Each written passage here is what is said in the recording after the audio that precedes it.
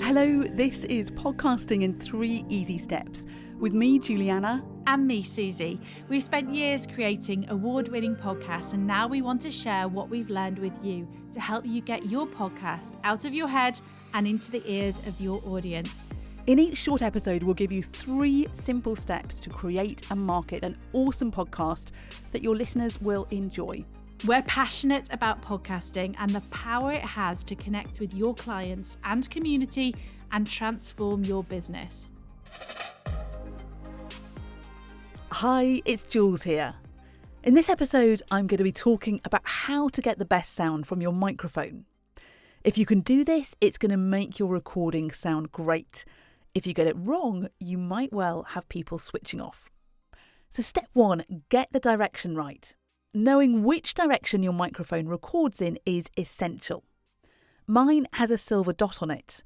Some have a light on them, some you need to speak into the side, whilst others you need to talk into the top. So with mine, when I'm speaking into it from the right direction, it sounds good. You can hear all the different tones and sounds in my voice, particularly the deeper ones. My voice sounds rich. But when I start moving round to the side, the recording isn't terrible, but also it's not so good either.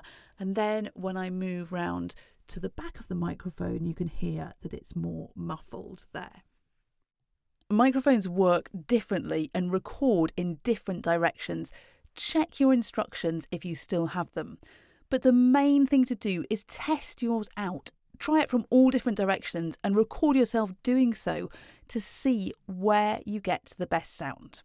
Step 2, get the distance right. All microphones have an optimum distance that works for your voice.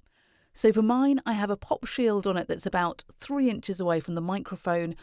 When I'm too close, it's just too loud and starts distorting. But when I move too far away, I sound too distant. The distance that you should record at will depend on the type of microphone you have and also how loudly you speak.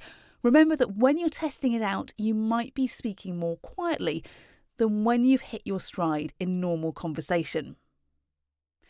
Step 3, get your settings right. Now we're getting a little bit technical here, but you'll want to check your sound input levels for recording. So on my recorder, it has a dial on it for this. So I'm going to turn it down and you can hear that I've gone much, much quieter. But when I turn it up, it starts distorting. So we'll put it back to what it should be.